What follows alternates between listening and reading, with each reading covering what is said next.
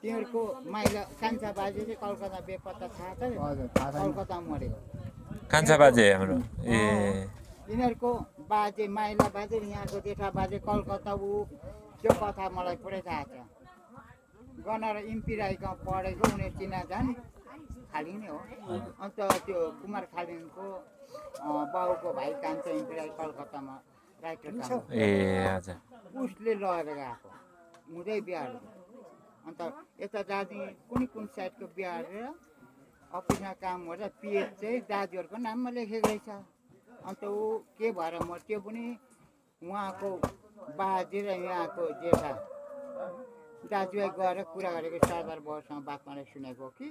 के भएर मरेछ भने यो नेउर खोलामा पौडी खेलिरहने बानी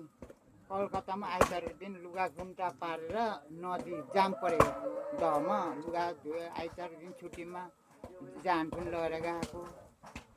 अन्त जानले भनेछ अरे ए दार्जिलिङ जस्तो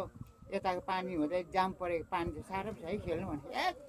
हामी भालासन खोला नेउर खोलामा पौडी खेलेको मान्छे हो भनेछ है नखेल भने लुगासुगा धोएर बुढो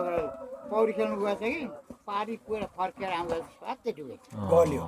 अन्त गल्यो मधेसको माटोले पौडिन्छ अरे हजुर, कति हजुर। गर्छ बुढी चाहिँ पुरा पौडी खेल्ने रहेछ अरे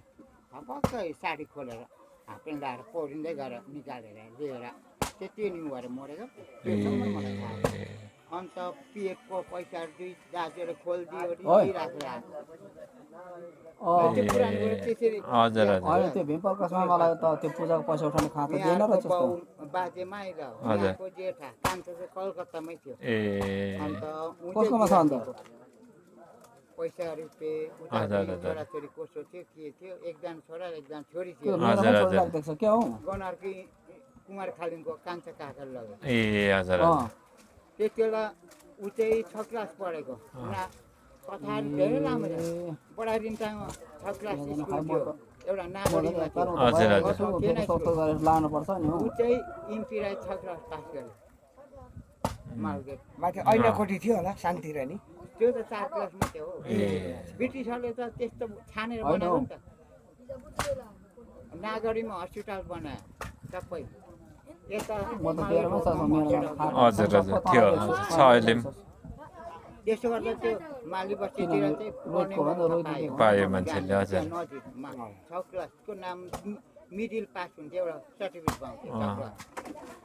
मुन्ना धजेको हेड बाउ काम हेरेर 4 क्लास पढेको नागरी र मुन्ना त्यो 4 क्लास पढेकै थिएन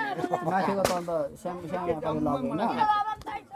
मुन्नामा चाहिँ थिएन अन्त पढेको तल सबै अरू सिमको स्टोर बाउ र नाकाले फ्याक्ट्री बाउ भन्ने बारी लागेको छ बनाएर इम्पी राईका किताब लिएर जान्थ्यो लालटिन बाउ यता त्यहाँ हेरेर त्यहाँ उम्, अघि मैले सोधेको ताकसी नेपाली दिएन भन्दैछ त्यो त म भने नि भीमप्रकाशमा भने थाहा पाएपछि याद पाएँ हजुर हजुर ल नभए एउटा सानो खातामा के के नामहरू लेखेर दिएन देखेको अब तल लैनजुराम थियो लैन्दरमा भएको भ्याइदिनु छ हजुर कि पान्नामै भए लेखेर दिएन तपाईँहरूको बाजेहरू हजुर, जेठा बाजे हजुर। हेड चौकीदार हजुर। भाइ माइला माइला हजुर अन्त यहाँ भट्टेक जाने कान्छा उसो दाजु चन्द्र सूर्य भन्ने हजुर हजुर सबै देखेको माइला साइज भन्थ्यो जेठा चाहिँ हर्के चौकीदार अर्कै छ हजुर हामीसँग पुरा मिल्थ्यो। मेरो आमा गनारको मालि सुनार गाउँको हो नि त ए हजुर हजुर हजुर त्यसबाट ओहोरदोहोर गर्दा चिनाएको पुरानो कुराहरू चाहिँ मलाई अलिकति याद